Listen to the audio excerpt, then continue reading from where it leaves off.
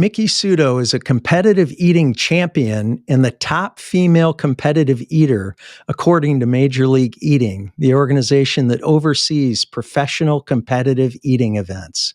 Best known for dominating the Nathan's Famous hot dog eating contest, Miki is a 10-time undefeated champion of that event, and she set the world record on July 4th, 2024 for consuming 51 hot dogs and buns in just 10 minutes.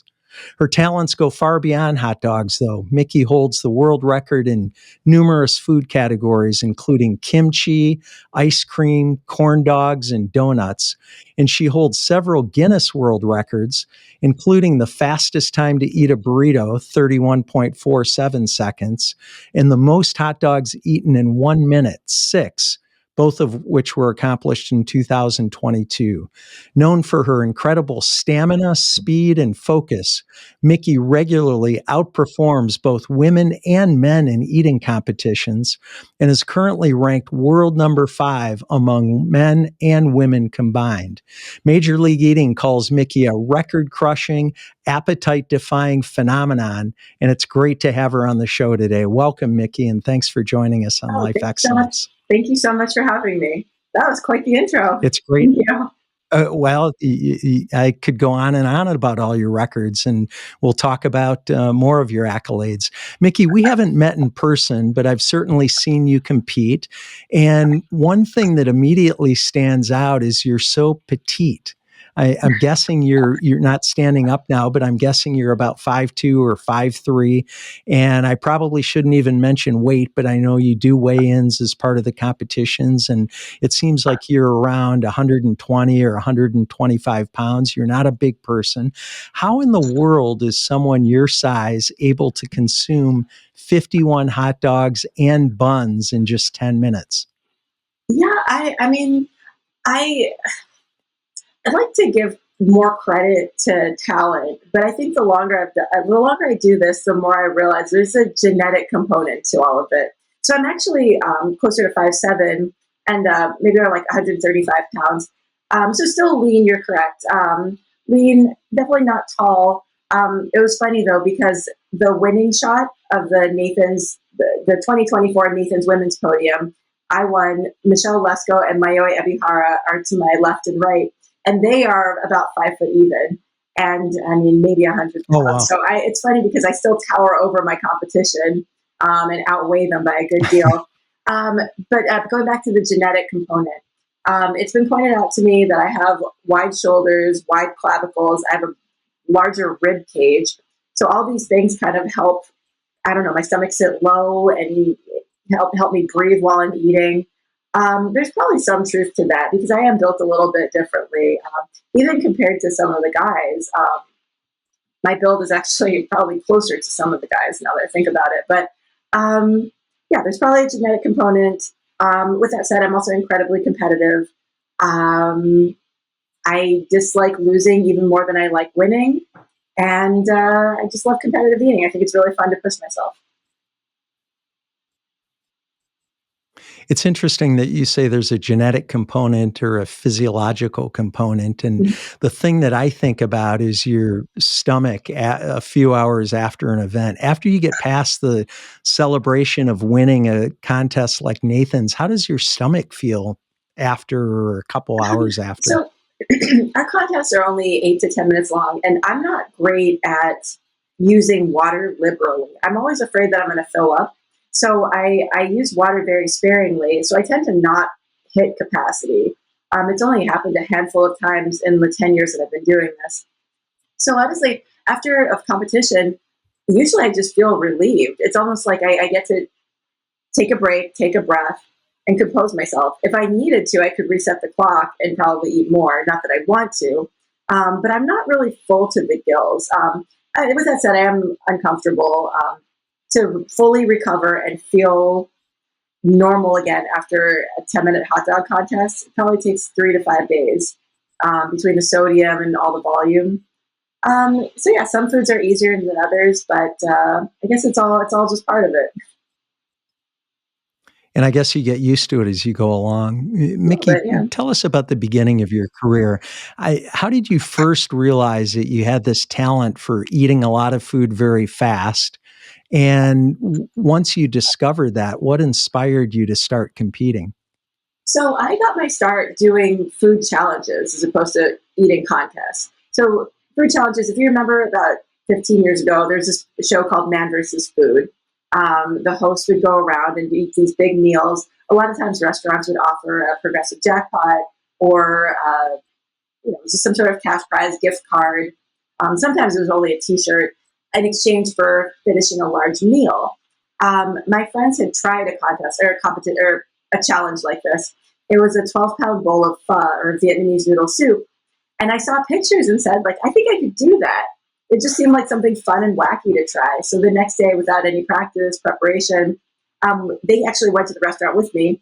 I tried this 12-pound bowl of pho, and I just chipped away at it over the course of an hour and finished it. And they awarded me the $1,500 jackpot. And I thought it was going to be a one-time thing. But the restaurant put me on a billboard right off the Las Vegas Strip.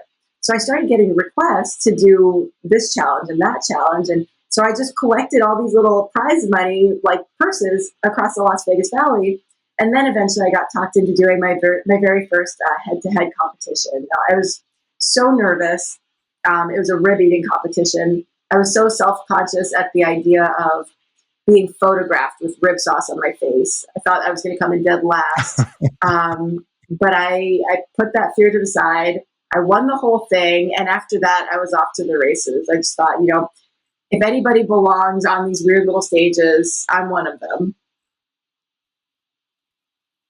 And so you first started competing in the Nathan's Famous Hot Dog Eating Contest in 2014, and you won that year, of course, your first year, and you've remained undefeated ever since. And for those in our audience who don't know, Nathan's is a huge event held every year on July 4th in Coney Island, New York.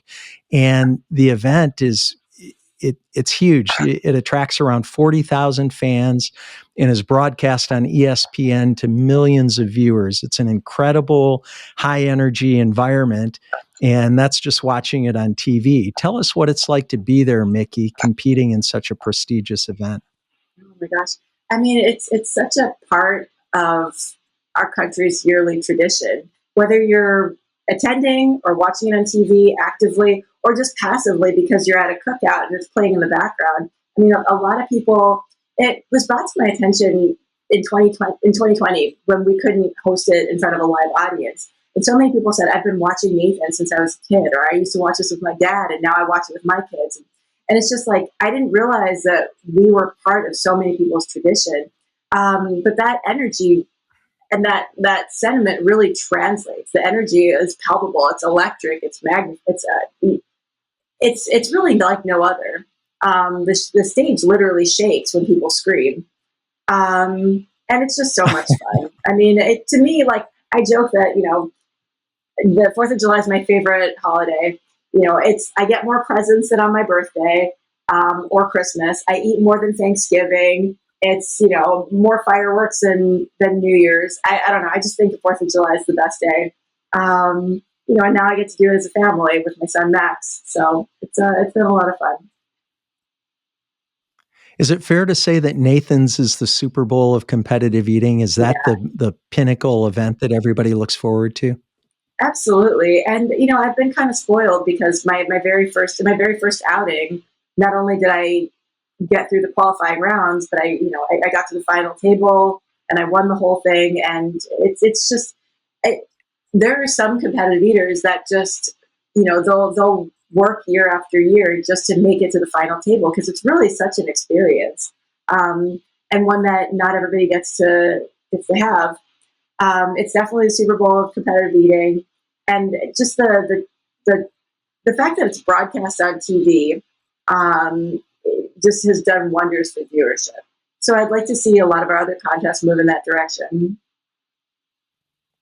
And I see you have a belt on your shoulder. Is that the Nathan's belt? This is not this year's belt. That one's off for cleaning. This is actually 2023, but they're all they're all pretty nice. People are always surprised at how much they weigh. So these are the 4-plate edition. It's, actual handcrafted leather. Wildcat Belts makes them. They also make, those Swarovski crystal encrusted wrestling belts. So it's the real deal. I love my collection. Well, Other it's than my awesome. husband and my I know son, I would say this is the best souvenir I've gotten from competitive eating. That's number 3, huh? Yeah, exactly. Miki, I know your hot dog eating record gets the most attention because of the Nathan's Famous event, but you hold a number of records, and I mentioned a couple of them, but including eating 16.5 pints of vanilla ice cream in 6 minutes, eating 8.5 pounds of kimchi in 6 minutes, eating a 14-pound wild rice hot dish in 8 minutes, eating 368 steamed fish balls in 8 minutes, and eating 87 2-ounce donuts in 8 minutes. Are there any records that you're especially proud of that I didn't just mention? Ooh, those are definitely some of my favorites. I think the ice cream one by volume is probably the most impressive in my mind. People can't wrap their mind around. I forgot how many. It's like 367 slices of cheese in 8 minutes. That one's up there too. But I think another. It's not a record, but I won an event. I won the contest. I don't think I ever captured the world record, or if I did, it was later broken. But I did beat Joey Chestnut at a whole Thanksgiving turkey eating contest at Foxwoods Casino one year. So I thought that was a lot of fun because we were incredibly competitive, and just like the visuals of us, holding up these turkeys and eating them whole, and all the money and the money that was donated to the food banks for that contest really made for a memorable event. That's probably one of my favorites, even though the numbers are kind of irrelevant to this point. All I know is that I beat Joey eating turkey. Some of the wing contests, those numbers are pretty high, 260 something wings in 10 or 12 minutes. We're fortunate where we get to compete at the birthplace of the Buffalo Wing in Buffalo, New York. We've also had wing contests hosted by Make-A-Wish Foundation right here in Miami. Hooters had a wing eating competition. So the wings always vary a little bit, but those numbers are always high and they're always delicious. Which record means the most to you? Oh, probably the 51 hot dogs in 10 minutes. I think I set out really early on to beat the women's world record for hot dogs. And while I was doing it at home, it never translated on stage.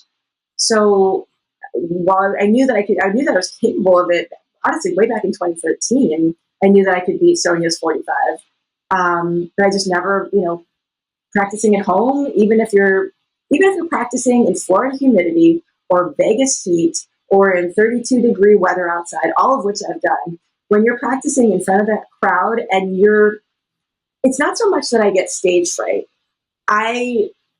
It's really hard to slow down my mind and remember what to do because I have about 10 seconds, 20 seconds to prepare all my liquids once I get on stage because I'm the last one on stage. And I need to pour my water to the correct dilution, to the correct temperature, and I'm fumbling. I can't do it correctly. So, there's something about, the intensity and feeling rushed in front of a live crowd that just, I guess, kept me from breaking that actual record. So I finally did it in 2024, and now it's at 51, and I just hope to beat that next year. Let's talk more about training because I know that's very important. And I'm interested in learning how you prepare for an eating contest. I'm sure there's more than just sitting down and eating a bunch of food. You talked about a couple of the variables, eating in cold weather, eating in hot weather. What do you do specifically to prepare for an upcoming event? And how far in advance of each competition do you start training? Yeah, so that really varies contest by contest because some of our events only test capacity, really. Like imagine a chili eating contest. There's really not much technique or speed, really. It's just how much can you fit in your stomach. So something like that really, to me, doesn't require practice. Where something like hot dogs requires coordination, technique, speed, capacity. You need to deal with flavor fatigue. There are all these different things that you need to kind of practice for or train for. So hot dogs, I would probably say, maybe 2 months ahead, I'll do my first practice. Now that I live with Nick, fellow competitor, obviously, and my husband, now that I live with him and his practices start as early as January, sometimes I get swept up in the excitement and start practicing earlier than I planned to. But yeah, so it varies by food. With that said, my training is kind of in 3 parts. There's the actual physical food practice, and it's not always 10-minute practices. Sometimes I'll only grab a dozen donuts if I'm doing a donut eating contest.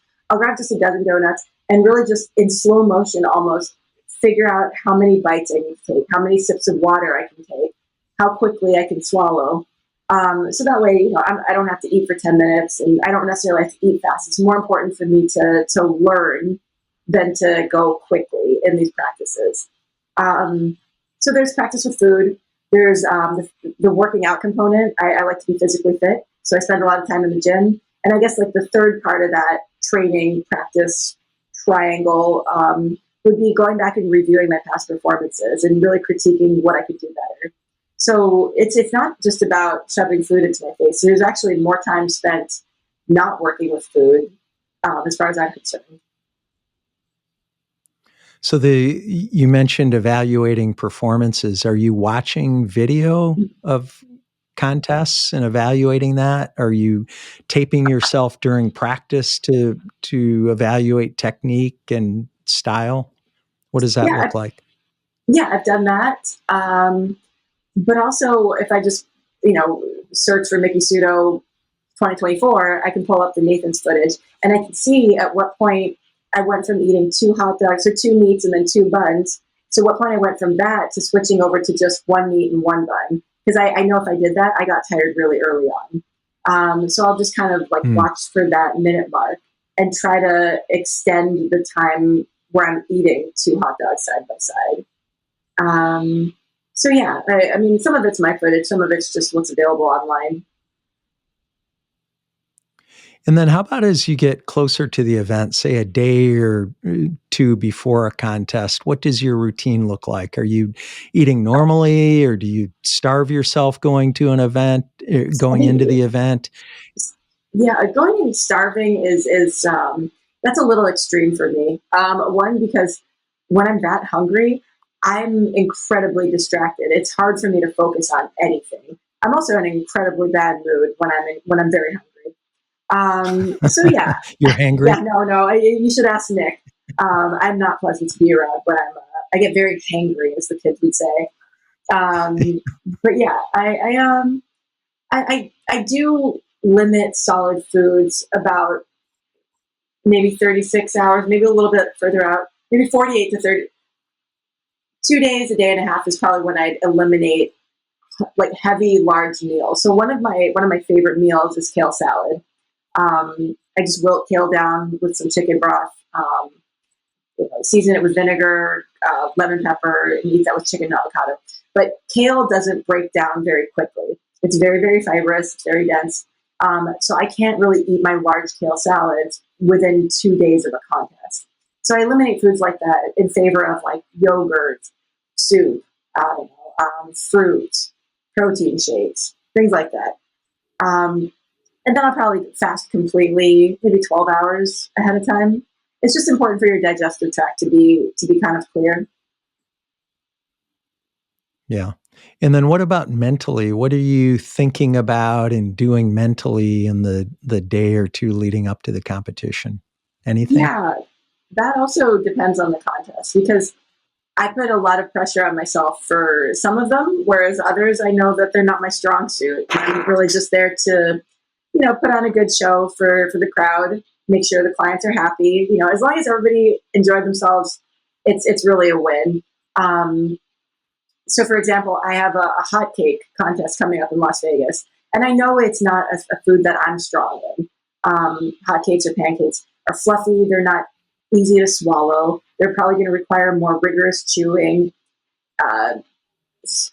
using water very liberally. None of these are things that I do normally. Like the foods that you mentioned, hot dish, ice cream, and even kimchi to a degree. These are almost like wet foods that are very easy to swallow. I don't chew a lot. Actually, even hot dogs. I don't use any of my molars when I'm eating hot dogs.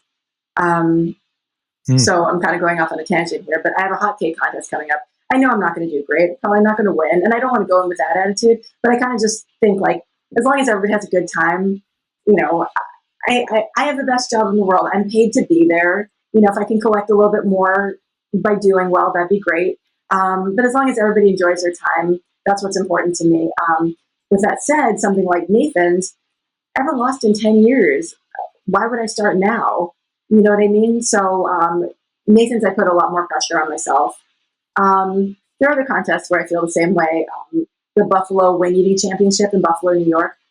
I've just been one of the crowd favorites for as long as I've been competing there. So I feel this obligation to the crowd to put up high numbers. Like they like groan when I don't win.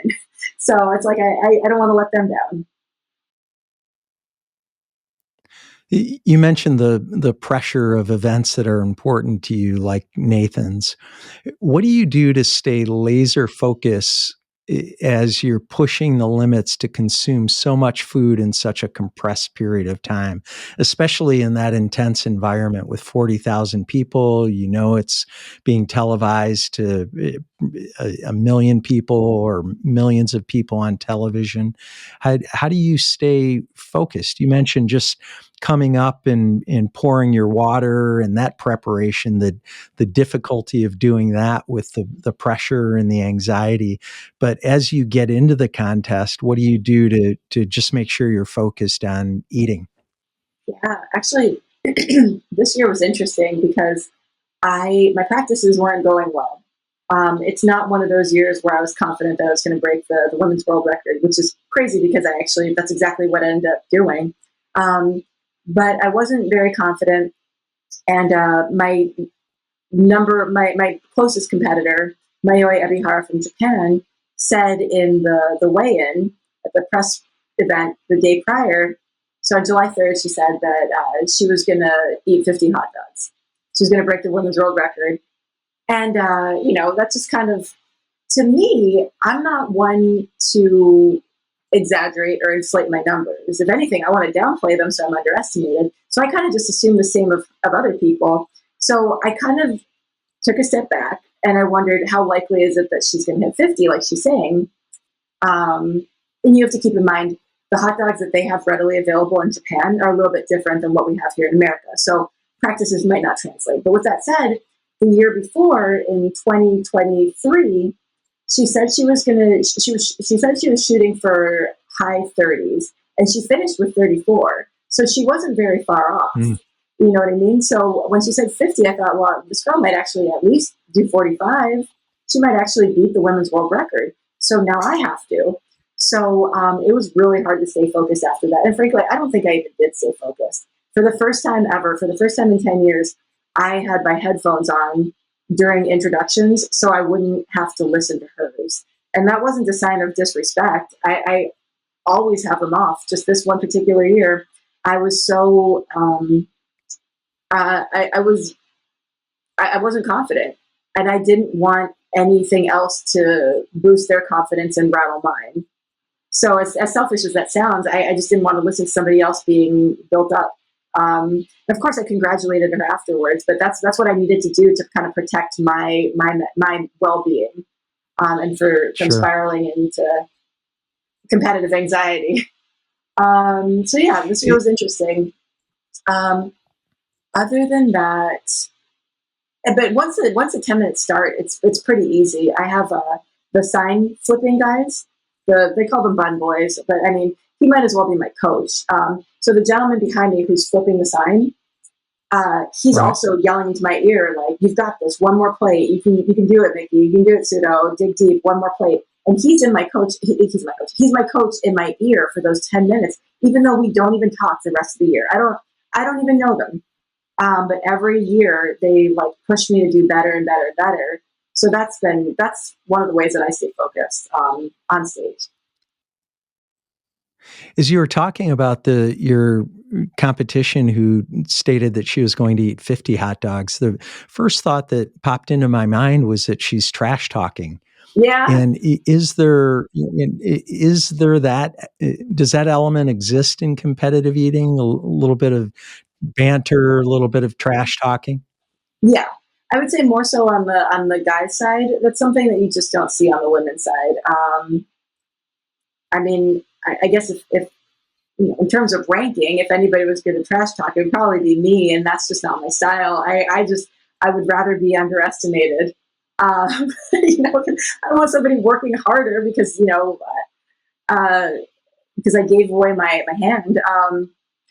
So you do see it on the guy's side, and I don't trash talk, but I do when I am feeling confident. When I do feel like I'm going to put up a high number, I want other people to sense that because it does rattle people. And so there is a sense. So I might not verbalize. So I guess my trash talking, it doesn't take the form of words, but you can tell by my demeanor, and sometimes that's enough to throw people off.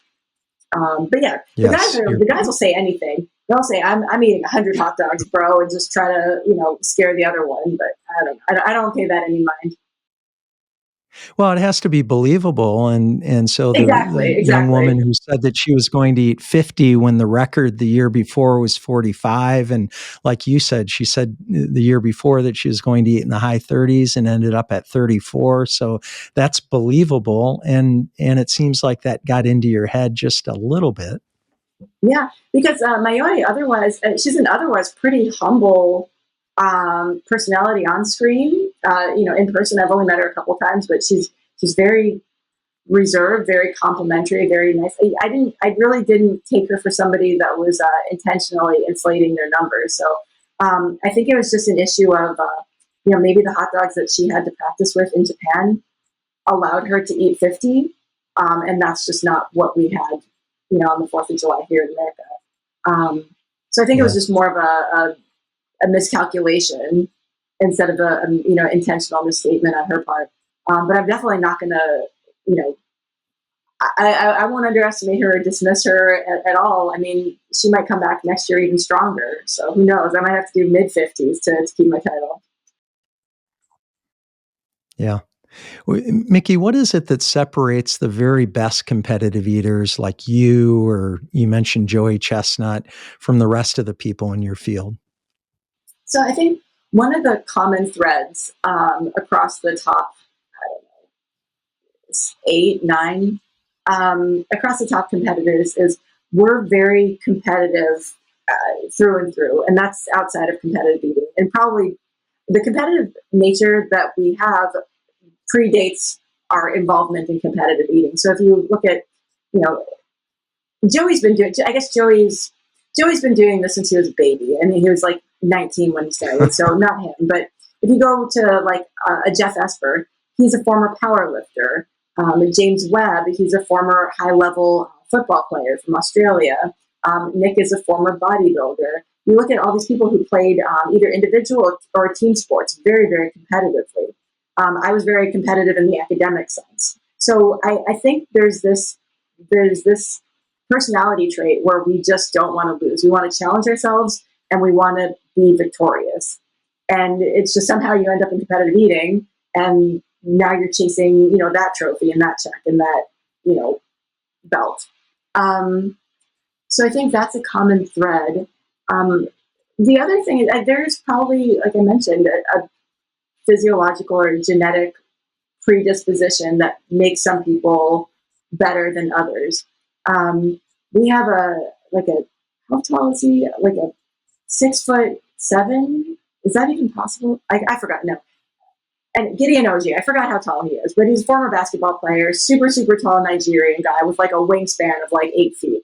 Anyway, he would be incredible at competitive eating, but he's like, he's mediocre on a bad day. He's great on a good day, but because he just doesn't want to practice or train. But he's got the physique to do really, really well. Like Joey will tell you, he's got childbearing hips. He's got like a waistline that allows for it. I think my rib cage and where my stomach sits, I think those are advantages. it's just there's an element of that. What else makes somebody good? And then there's a training component. Again, it's not really like where I'm going to be. That's not really where I'm going to shine. But some of these guys will train and practice and push themselves when nobody else will. And Nick's one of them, my husband. So he'll tell you that he doesn't, where his talent and genetics, fall short, his effort and his, tenacity, make up. So it's some combination of all those things. As you know, our show is called Life Excellence, and I wonder, what does excellence mean to you?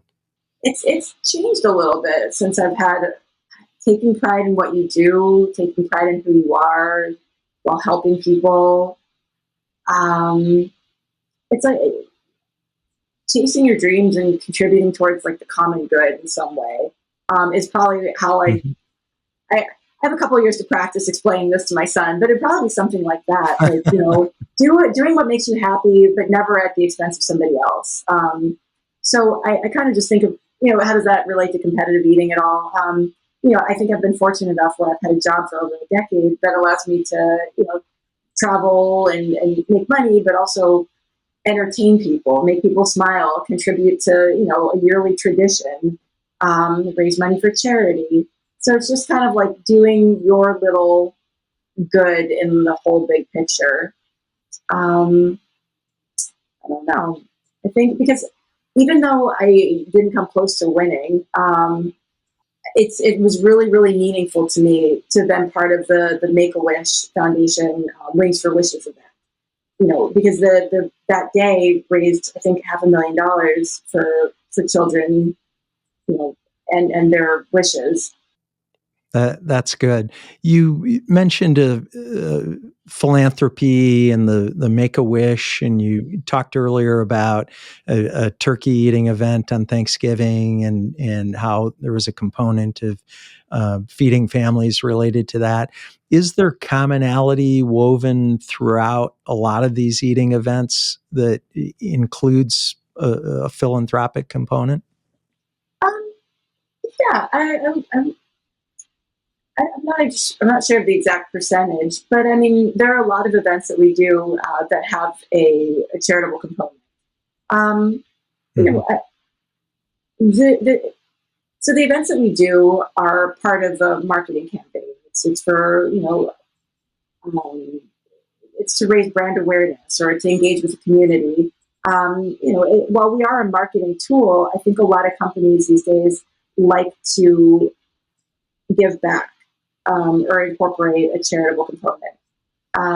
So I understand that what we do is entertainment first. It's really nice when those two things go hand in hand. Yes. So, I mean, we're kind of coming towards the end of the year, so I don't really have too many events coming up. But yeah, from Buffalo Wing Festival, Make-A-Wish Foundation, Nathan's. I mean, even locally, J.C. Newman Cigar Company is it's like the longest running operational family-owned cigar company, and it happens to be in Tampa.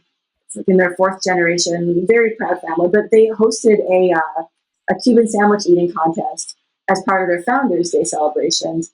And, it was an inaugural local event, but the turnout was amazing. What was really cool is that we raised money for even a local charity. It's the Misfits of Ybor, these chickens that run around wild. And it's just, so whether it's helping animals in a small way or giving back to a food bank, it's cool when, just to know that we helped out in some little way. Yeah, I think that's great to the extent that happens, and that's probably good marketing for whoever's sponsoring the event as well. Miki, how do you envision your career evolving going forward? I'm guessing that the hot dog eating record is one that you'll want to break. Are there other records that you want to improve on, or any new records that you'd like to set? Maybe new food records? Yeah, I always thought it'd be fun to have because in some of our contests you have to use, for our chili eating contest, you have to use a spoon. I always thought it'd be fun to have a contest where you had to use chopsticks, whether it was ramen noodles or sushi. Because I grew up in Japan, I just thought I just think it'd be fun to have more, like a variety of formats. Because a lot of ours are just like, who can eat the most in 8, 10, or 12 minutes? And that's fine. And it works for a whole different bunch of foods. But I think it'd be fun once in a while to have like a relay race style or something where you have a physical component, like, you know, you have to sprint a mile. Or no, they have the Tour de Donut thing where you like cycle around. It's not a major league eating event, obviously, but you ride a bike around and then you eat like a bunch of donuts and then you bike some more and then you eat more donuts. And I think every donut that you eat takes off like a certain amount of seconds from your overall time. I don't know. But anyway, maybe not to get that complex, but I think it'd be really cool to have something with an athletic component and an eating component. So yeah, I would just like to try different styles of contests or more sprints, or the Japanese format is eating for 45 minutes to an hour. So yeah, I just like to set more world records and, you know, in all different ways. Well, I'm very confident that you'll do that, and we'll all look for that, especially on July 4th at Nathan's. Look for you to best that 51 hot dogs and buns, and I'm confident that you'll do it. Miki, we've talked a lot about eating massive amounts of food, and I'm curious, how do you eat when you're not competing?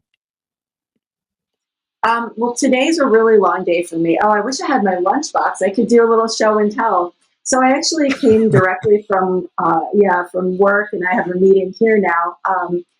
But I do. So I worked today from 7 a.m. to 4 p.m. with traffic. I got here around 5. I took some work calls. But anyway, for lunch today, I packed my kale salad with a large peach. I also had an avocado and chicken breast chopped onto it. The peach didn't go in the salad. Peach was separate. And then before coming here, I bought, this is not nice. I bought a hummus bowl from Publix. It was like a salad. I'd show you so I mean, just so you're not making this up, but boar's head, Firesmith chicken, 500 calorie per bowl. Anyway, that's what I just ate. Probably a little bit fewer calories because I didn't use a dressing. I used mustard instead, which is right here. So none of this is made up. Anyway, that's how I eat normally. So ideally, I pack my own lunch so that I'm not, tempted to, I don't know, I saw some amazing like chocolate lacy cookies at the checkout. I almost bought that instead of my salad. So I have a huge sweet tooth, but I try to pack my meals so that I stay the course. But yeah, anyway, lots of fresh produce, lots of lean protein. As far as dairy, I love non-fat plain Greek yogurt. I love fruit, and that's probably 90% of my diet. So pretty normal eating outside of competition. Yeah, I mean, I would say borderline boring because, or that's what my coworkers say. You mentioned that your husband, Nick, is a competitive eater. Do you ever at dinner just like spur of the moment have this contest and you just have this eating frenzy, or is that just not part of the deal? No, not a contest because I eat very slowly when I don't have to eat in contest. I really enjoy food and I enjoy enjoying my food. So I don't like to rush. Yeah, no, and we won't even see like who could eat more than that because I mean, why be uncomfortable for without a check at the end or without even entertaining people? With that said, we do go to like right now. I really like Korean barbecue and hot pot. There's this one place by our house that we've been going to about once a week. But I also really like churrascarias, the Brazilian style steak houses where they carve the meat in front of you. So yeah, we don't have competitions about who can eat the most, but we will go scope out places with all you can eat options. What's your favorite food? My favorite everyday type of food is the stuff that I mentioned. So kale salad, chicken breast, avocado, fruit, and non-fat plain Greek yogurt. But if we're just talking about like what I want to eat right now, what's my favorite food? I love a good ribeye steak. I just really like fatty beef in general. So porterhouse steak. Okay. I love the Brazilian steakhouse, the picanha. I really just like rare red meat. Is there any food you vowed never to eat again because of a bad experience in a contest? I didn't have to vow to never eat it again, but I never enjoyed. Actually, I can't even say that. I never even liked the idea of eating oysters, no matter Hmm. how they're prepared. I don't care if they're on the half shell or deep fried. Oysters just they don't look appetizing to me. But I was offered a trip to Ireland in exchange for eating oysters for 3 minutes, so I accepted and I did my best. And unless I'm going to Ireland again, I don't think I'll be eating any more oysters. Or another place where you're offered a free trip to eat oysters. Yeah. No, I love to travel. So if it's only 3 minutes, I can make it work. But yeah, no, oysters are just they just visually and texturally they just don't appeal to me. Miki, how can our listeners and viewers learn more about you, and where can we all go to read more about all the records we didn't have time to discuss? Because I know there are many others that we haven't talked about. Thank you. I'll do my best to update the website, but it is thehungrycouple.com. You'll see all the records, upcoming contests. You can also follow me on various social media platforms. My username is OMGITSMIKI. It's OMG, it's Miki.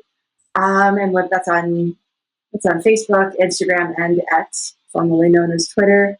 And also Miki and Nick is more family-based content. That's on Instagram. So Miki and Nick.